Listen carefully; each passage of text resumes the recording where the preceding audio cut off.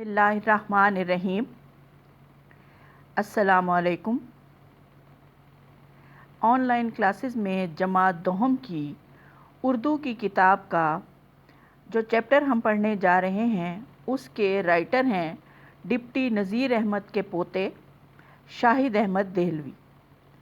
شاہد احمد دہلوی نے یہ جو سبق لکھا ہے جس کا عنوان ہے مرزا محمد سعید، یہ صنف ادب کے اعتبار سے خاکہ ہے اور یہ ان کی کتاب گنجینہ گوہر سے لیا گیا ہے۔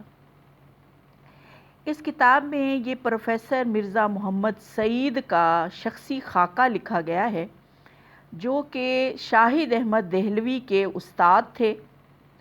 شاہد احمد دہلوی نے اس سبق میں ان کے بارے میں ہمیں یہ بتایا ہے کہ وہ علمی حیثیت سے کتنی بڑی اور قداور شخصیت تھے۔ اچانک ان کی موت کی خبر جب شاہد احمد دہلوی نے اخبار میں پڑھی تو انہیں سخت افسوس ہوا کہ اتنی بڑی شخصیت ہم سے دور ہو جائے، بچھڑ جائے، دنیا سے چلی جائے اور ہم لوگ اس کی قدر ہی نہ کر سکیں۔ اس افسوس کے اظہار کے لیے اور ان کی شخصیت کو خراج تحسین پیش کرنے کے لیے انہوں نے یہ شخصی خاکہ لکھا ہے جس میں انہوں نے ہمیں پروفیسر مرزا محمد سعید کی شخصیت کی پہچان کروانے کی کوشش کی ہے۔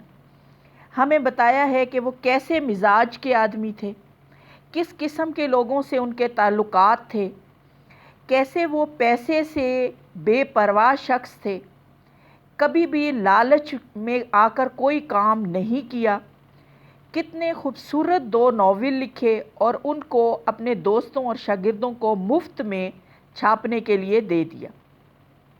پھر ان کے بارے میں بتایا ہے کہ کیسے خاندان سے تعلق رکھتے تھے، کن ادبی شخصیات سے ان کی عزیزداری تھی، سر سید احمد خان اور منشی ذکاء اللہ۔ پھر بتایا ہے کہ کتنے بڑے بڑے ادب کی دنیا کے نام جیسے پطرس ہے، تاج ہیں، یہ ان کے شاگردوں میں شامل تھے۔ اور پطرس کے ساتھ پطرس جو اردو ادب کا بہت بڑا نام ہے مضامین کے حوالے سے، مضمون نگاری کے حوالے سے، جو اس وقت آل انڈیا ریڈیو کے ڈائریکٹر جنرل تھے، ان سے مرزا صاحب کے تعلقات کیسے تھے اور 1-2 ان کے ساتھ واقعات جو ہے وہ خوبصورتی سے بیان کیے ہیں کہ کس طرح سے پطرس نے اپنی استاد محترم کی علمیت کو سامنے لانے کے لیے ایک دفعہ وہ فیض احمد فیض کو کہا کہ ان کو چھیڑیں، اور انہوں نے جب چھیڑا تو وہ کہتے ہیں کہ علم کا ایک ایسا سمندر امڈا چلا آیا کہ لوگ حیران رہ گئے۔ اس کے بعد انہوں نے بتایا ہے کہ وہ کس طرح سے تعلیم سے وابستہ تھے، کس طرح سے وہ ان کا مطالعے کا شوق انہیں کس حد تک تھا کہ اپنی پینشن کا زیادہ تر حصہ وہ کتابیں خریدنے میں صرف کرتے تھے۔ یہاں تک بیٹا کل ہم نے پڑھا تھا جو کہ پیراگراف نمبر 7 تھا۔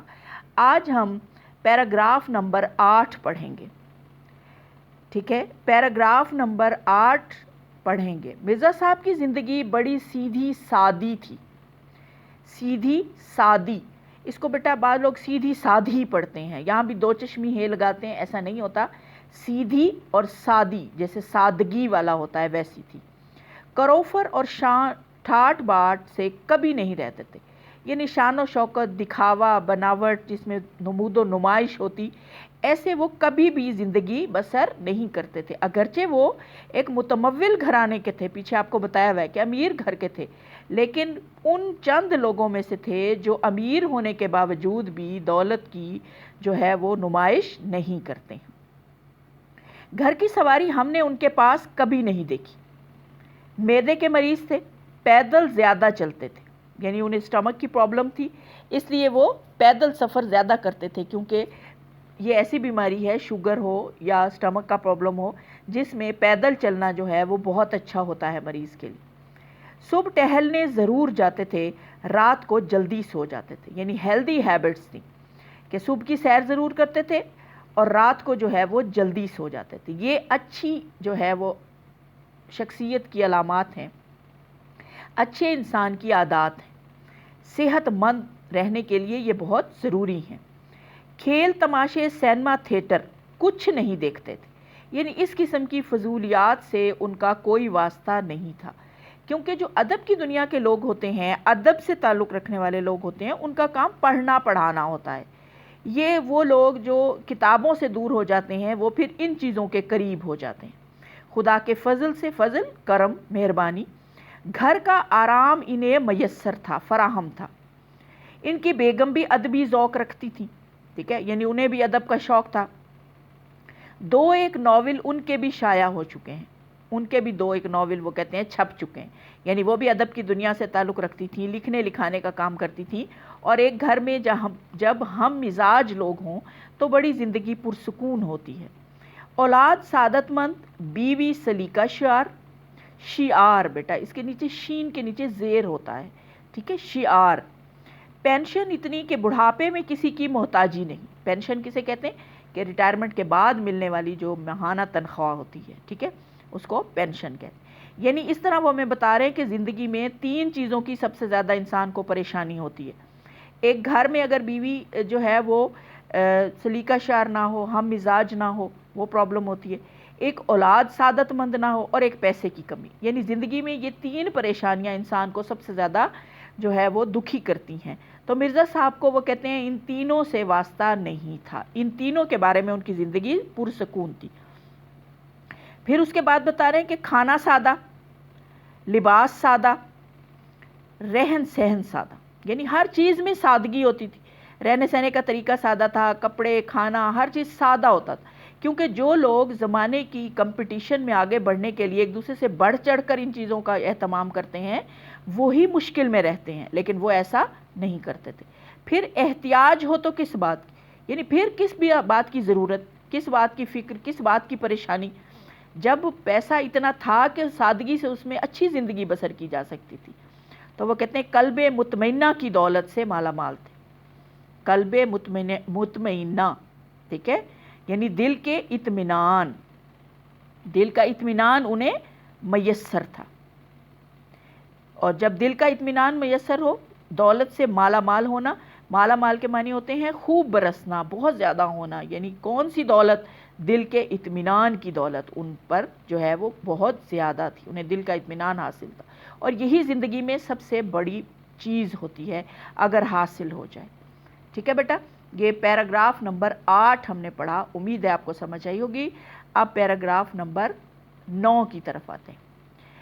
پیراگراف نمبر 9 میں یہ آپ کو پیچھے بتایا کہ ریڈیو پاکستان سے وہ کچھ عرصے تک جو ہے وہ منسلک رہے، اور انہیں جوڑا کس نے، انہیں جو ہے وہ منت سماجت کر کے اور منا کر وہاں پروگرام میں شرکت کے لیے کس نے، پطرس نے انہیں جو ہے وہ وہاں آمادہ کیا۔ تو وہ کہتے ہیں کہ یہ پیراگراف بھی کچھ اسی سے متعلقہ، اسی شعبے سے متعلقہ ہے۔ وہ کہتے ہیں ریڈیو پاکستان کراچی سے 12 سال پہلے ایک پروگرام دانش کدہ شروع کیا گیا تھا، ٹھیک ہے، دانش کدہ یعنی عقل مند لوگوں کی جگہ، عقل مند لوگوں کا گھر، ٹھیک ہے، دانشوروں کا گھر، جس میں 4 دانشور بلائے جاتے تھے، اور سننے والوں کے جواب فی البدی دیا کرتے تھے، فی البدی فوری طور پر، جس کو ہم لائیو کہتے ہیں، ٹھیک ہے نا، جو آج کل لائیو ٹرانسمیشنز ہوتی ہیں کہ آپ سوال پوچھیں وہ اسی وقت جواب دیں گے۔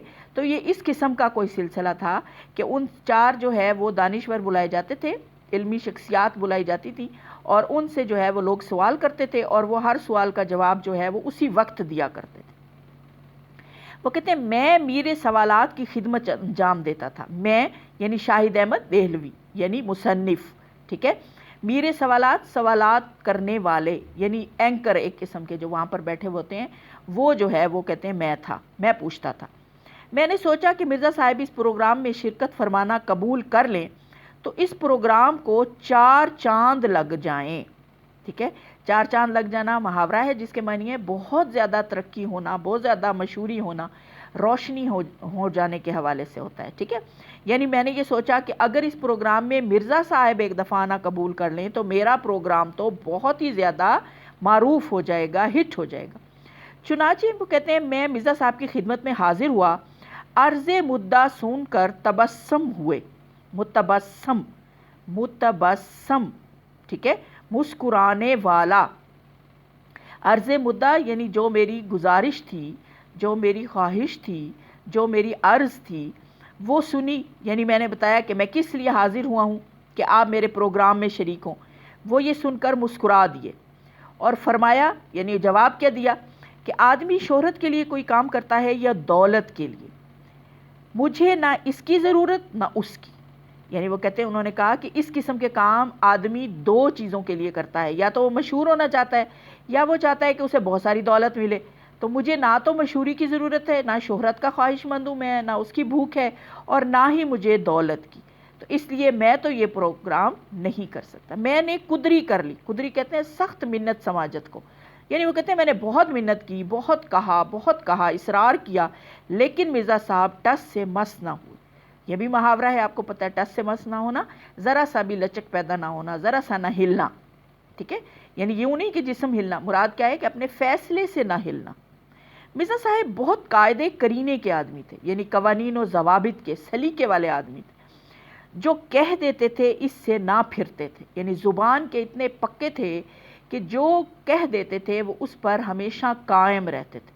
اور آپ کو پتہ ہے کہ یہ بھی ایک اچھے انسان کی علامت ہوتی ہے کہ وہ اپنی زبان پر قائم رہنے والا ہوتا ہے، وہ اپنے وعدے کا پابند ہوتا ہے، وہ اپنی بات کی جو ہے وہ بات کو نبھانے والا ہوتا ہے. تو مرزا صاحب میں وہ کہتے ہیں یہ خصوصیت بھی پائی جاتی تھی.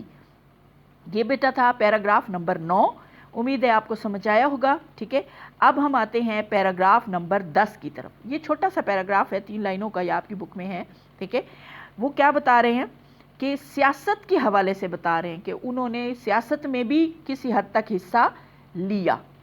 اور کیا حصہ لیا کہ کیا پاکستان سے پہلے جب مسلم لیگ نے زور پکڑا، یعنی مسلم لیگ جو ہے وہ پہلے آپ کو پتہ ہے کہ کانگریس، قائد اعظم بھی کانگریس میں شامل تھے اور کانگریس کا زور تھا. لیکن پھر مسلمانوں نے جب اپنی ایک الگ جماعت بنائی اور ان کو یہ احساس ہو گیا کہ کانگریس ان کے ساتھ فراڈ کر رہی ہے، نہرو نے جو ہے، نہرو رپورٹ شائع ہونے کے بعد مسلمانوں کو پتہ چل گیا کہ یہ ساری جو ہے وہ ہندوؤں کی ساز باز ہے انگریزوں کے ساتھ مل کر. تو انہوں نے اپنی جو ہے مسلم لیگ کو سٹرونگ کیا. وہ کہتے ہیں اس نے زور پکڑا، یعنی وہ مشہور ہوئی، معروف ہوئی، اس کی تحریک نے زور پکڑا. تو مرزا صاحب نے بھی سیاست میں حصہ لینا شروع کر دیا اور صوبائی مسلم لیگ کے صدر، یہ اصل میں لفظ ہے بیٹا صدر. ٹھیک ہے، صدر منتخب ہوئے. ہم لوگ اسے صدر پڑھتے ہیں. ٹھیک ہے، تو یہ لفظ ہے صدر. منتخب ہوئے، چنے گئے. اور مسلم لیگ کاؤنسل کے ممبر بھی چنے گئے، یعنی مختلف عہدوں پر الیکشن لڑتے رہے اور جیتتے رہے. ٹھیک ہے، کراچی یونیورسٹی قائم ہوئی تو اس کے مشیر مقرر ہوئے. مشیر کہتے ہیں مشورہ دینے والا. ٹھیک ہے، جس سے مشورہ کیا جائے، یعنی جو کسی بھی ڈپارٹمنٹ کے، یعنی وزیر اعظم ہو، صدر ہو، یا آپ دیکھ لیں کوئی کسی بڑے محکمے کا کوئی ہیڈ ہو، اس کا ایک مشیر ہوتا ہے جو پڑھا لکھا سمجھدار شخص ہوتا ہے، وہ اس سے مشورہ کر کے اپنے فیصلے کرتا ہے. تو کراچی یونیورسٹی کے جو وائس چانسلر تھے انہوں نے مرزا صاحب کو اپنا مشیر مقرر کیا. اور جب پاکستانی ادیبوں کا گلڈ 1959 میں 59 میں بنایا گیا تو مرزا صاحب ہی نے اس کے پہلے اجلاس کی صدارت فرمائی. یعنی ان کی ادبی شخصیت کی پہچان جو ہے اس بات سے ہوتی ہے کہ بڑی بڑی محافل میں جو ہے وہ ان کو وہاں پر صدر کے طور پر بٹھایا جاتا تھا، صدر کے طور پر بلایا جاتا تھا. یہ عزت اور احترام ان کو ادبی حلقوں میں بھی ملی اور سیاسی حلقوں میں بھی ملی. ٹھیک ہے بیٹا، یہ پیراگراف نمبر 10 تھا. اب آتے ہیں پیراگراف نمبر 11 کی طرف. ٹھیک ہے، پیراگراف نمبر 11 ہے. اب یہ مرزا صاحب کی جو ہے وہ ذاتی شخصیت کس قسم کی، کہ وہ دکھنے میں کیسے تھے، شکل و صورت کیسی تھی، لباس کیسا تھا، ٹھیک ہے، بول چال کیسی تھی. اب یہ اس کے بارے میں مرزا صاحب بظاہر یعنی ظاہری طور پر علیل نہیں معلوم ہوتے تھے. علیل بیمار، یعنی کچھ لوگ ہوتے ہیں نا جو اگر بیمار ہوتے ہیں تو شکل و صورت سے ہی پتہ چل جاتا ہے کہ یہ بیمار ہے، اور کچھ ایسے ہوتے ہیں جن کی شکل سے بالکل نہیں معلوم ہوتا کہ یہ بیمار ہیں، تندرست ہی لگتے ہیں. ٹھیک ہے، اب یہ ان کی آگے شخصیت بتا رہے ہیں کہ کس قسم کی تھی دیکھنے میں، ان کا حلیہ کیسا تھا. اکہرا ڈیل، اکہرا کہتے ہیں ہلکا پھلکا جسم، یعنی موٹا نہ ہونا، سمارٹ ہونا. اجلا رنگ یعنی گورا رنگ، صاف ستھرا رنگ. کشادہ پیشانی، کشادہ پیشانی کھلا ماتھا، یعنی ماتھا ان کا کھلا تھا. گھنی بھووں کے سائے میں بڑی بڑی روشن آنکھیں. بھویں کسے کہتے ہیں؟ آئی بروز کو. یعنی وہ گھنی تھی اور بڑی بڑی روشن آنکھیں تھیں. یہ رخساروں کی ہڈیاں ابھری ہوئی. ٹھیک ہے، یعنی جو ان کے چیکس تھے، رخسار تھے، ان کی ہڈیاں تھوڑی سی ابھری ہوئی تھی، نظر آتی تھی. کترواں مونچھیں، کترواں کہتے ہیں باریک کو، بالکل باریک مونچھیں تھی. ہنستے تو سامنے کے 2-4 دانت ٹوٹے ہوئے نظر آتے. یعنی دانت جو ہے وہ تھوڑے تھوڑے ان کے ٹوٹے ہوئے تھے، لیکن وہ کہتے ہیں برے نہ لگتے تھے. کہ بعض لوگوں کی شخصیت کو یہ چیزیں بھی سوٹ کرتی ہیں. ٹھیک ہے، تو وہ کہتے تھے لیکن برے نہیں لگتے تھے. داڑھی منڈی ہوئی، یعنی شیو کی ہوئی، داڑھی نہیں تھی، داڑھی صاف ہوتی تھی. باریک مونچھیں تھیں، داڑھی نہیں تھی.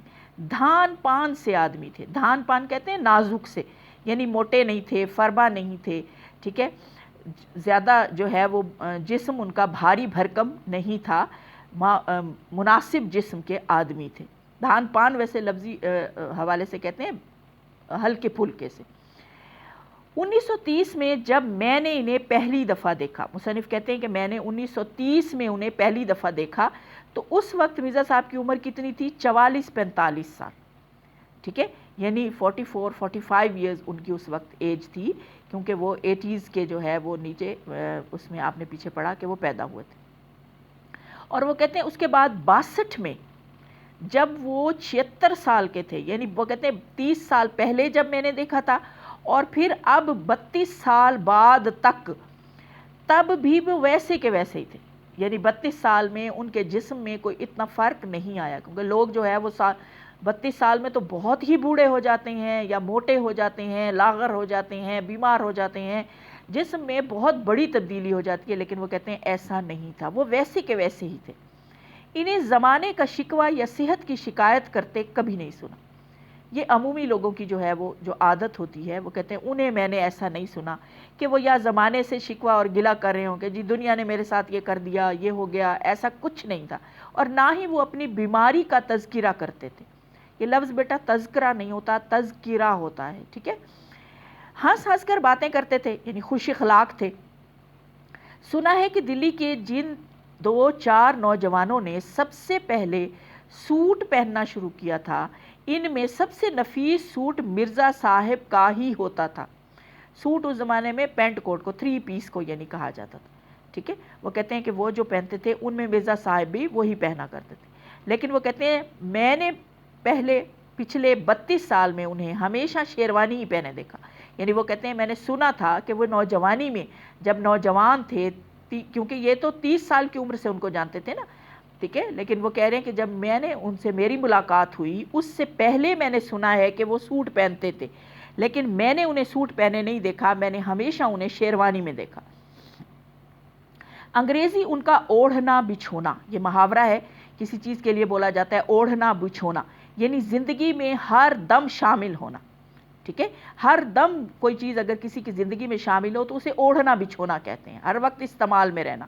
مگر روب گانٹھنے کے لیے، یعنی لوگوں پر روب جھاڑنے کے لیے کبھی انگریزی میں بات نہیں کرتے تھے. ظاہر ہے انگریزی میں پڑھے ہوئے تھے، انگریزی پڑھاتے تھے، تو یہ کیسے ہو سکتا ہے کہ انگریزی نہ جانتے ہوں.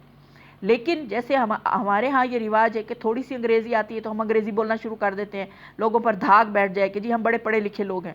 لیکن وہ ایسا نہیں کرتے تھے. انگریزی ان کی زندگی میں اس طرح شامل تھی کہ درس و تدریس بھی انگریزی میں ہی ان کے ساتھ جو ہے وہ شامل تھی. انہوں نے پڑھا بھی انگریزی ادبیات اور پڑھاتے بھی انگریزی تھے، انگریزی کے پروفیسر تھے. لیکن وہ کہتے ہیں کہ بات میں جو ہے وہ انگریزی نہیں استعمال کرتے تھے، بلکہ ان کی گفتگو میں انگریزی کے الفاظ بالکل بھی نہیں آنے پاتے تھے، یعنی پیور اردو بولتے تھے. پوری طرح جو ہے وہ اردو بولتے تھے، انگریزی کو درمیان میں شامل کر کے رنگین نہیں کرتے تھے اردو کو. 40 سال کی عمر کے بعد ہی ان کے دونوں ہاتھوں میں رش آ گیا تھا. یہ بیٹا کپاہٹ کی ایک بیماری ہوتی ہے جس میں جسم کے مختلف اعضاء اور خصوصاً ہاتھ اور بازو جو ہے وہ یا گردن جو ہے وہ ہلنا شروع ہو جاتی ہے. اس کو کنٹرول نہیں کیا جا سکتا، اس کو یہ بڑھاپے میں کچھ لوگوں کو لاحق ہو جاتی ہے. اس کو راشا کہتے ہیں. اس لیے لکھنے میں انہیں زحمت ہوتی تھی، تکلیف ہوتی تھی، مشکل ہوتی تھی، لکھنا مشکل تھا. جن کے ہاتھوں میں راشا ہو، ظاہر ہے پین پر مضبوطی نہیں ہوتی تو وہ نہیں لکھ پاتے. خوش اخلاق اور خوش مزاج آدمی تھے. ٹھیک ہے، یعنی اخلاق کے بہت اچھے تھے، لوگوں سے ہنس کر ملتے تھے، اچھی محافل سجاتے تھے اور ہر ایک سے پیچھے آپ کو بتایا کہ وہ زیادہ لوگوں سے نہیں ملتے تھے، ان کی عادت نہیں تھی پبلک پلیٹ فارم پر آنا، لیکن جن سے بھی ملتے تھے بہت اچھے طریقے سے ملتے تھے، مگر زیادہ دوست بنانے کے قائل نہیں تھے۔ آپ بھلے اور اپنا گھر بھلا، یعنی وہ زیادہ وقت اپنے گھر کو دیتے تھے، اپنے گھر پر رہنا پسند کرتے تھے، گھر والوں کے ساتھ وقت گزارنا پسند کرتے تھے۔ ان لوگوں میں سے نہیں تھے جو زیادہ تر باہر جا کر لوگوں کی محافل میں شریک ہوتے ہیں، بلکہ وہ اپنے گھر کو زیادہ جو ہے وہ اہمیت دیتے تھے۔ یہ بیٹا پیراگراف نمبر 11 تھا چیپٹر کا، جو آپ نے سنا۔ امید ہے آپ کو سمجھ آئی ہوگی۔ اس میں مرزا صاحب کی ذاتی زندگی، ذاتی شخصیت، شکل و صورت، پہناوا، ان چیزوں کے بارے میں آپ کو بتایا گیا۔ اس کے بعد اس چیپٹر کا آخری پیراگراف ہے جو پیراگراف نمبر 12 ہے۔ یہ چھوٹا سا پیراگراف ہے، یہ جو ہے وہ ان کی موت پر، جیسے اختتامیہ چیپٹر کا ہے تو موت پر جو ہے وہ لکھا ہوا ایک افسوسناک نوٹ جیسے ہوتا ہے، وہ ہے، افسوس کا اظہار ہے، ٹھیک ہے، اور جو ہے وہ اپنے لوگوں کو جو ہے وہ احساس دلانے کی کوشش ہے، ٹھیک ہے۔ وہ کہتے ہیں موت برحق ہے، بالکل حق پر ہے، موت آنا لازم ہے۔ آپ کو پتہ ہے کہ تمام جو ہے وہ نفس نے، جتنے بھی لوگ ہیں اس دنیا میں آئے ہیں، ہر ذی روح نے جو ہے وہ ذائقہ موت کا چکھنا ہے۔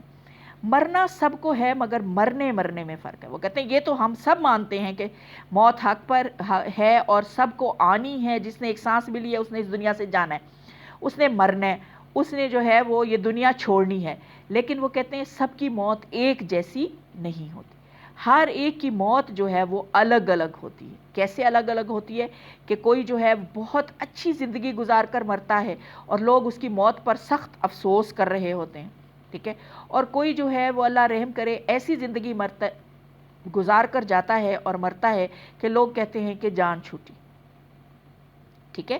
یہ اردو کا محاورہ بھی ہے، مر گیا مردود نہ ختم نہ درود، یعنی اس کے لیے جان چھٹی، یعنی اس قسم کے لوگوں کے لیے اللہ معاف کرے، یہ جو ہے وہ محاورہ بولا جاتا ہے۔ تو وہ کہتے ہیں مرزا صاحب نے خاصی عمر پائی، یعنی اتنی تھوڑی عمر نہیں گزاری، اچھی عمر گزاری، مگر ان کی وفات کا صدمہ، دکھ اس لیے زیادہ ہے کہ ایسے قابل، ایسے شریف، ایسے وزادار لوگ، وزادار آپ کو پتہ ہے کسے کہتے ہیں؟ رکھ رکھاؤ والے، ٹھیک ہے، تہذیب والے، اب زمانہ پیدا نہیں کرے گا، یعنی ان ایسے لوگ اب مشکل سے ہی ملتے ہیں، خال خال ملتے ہیں۔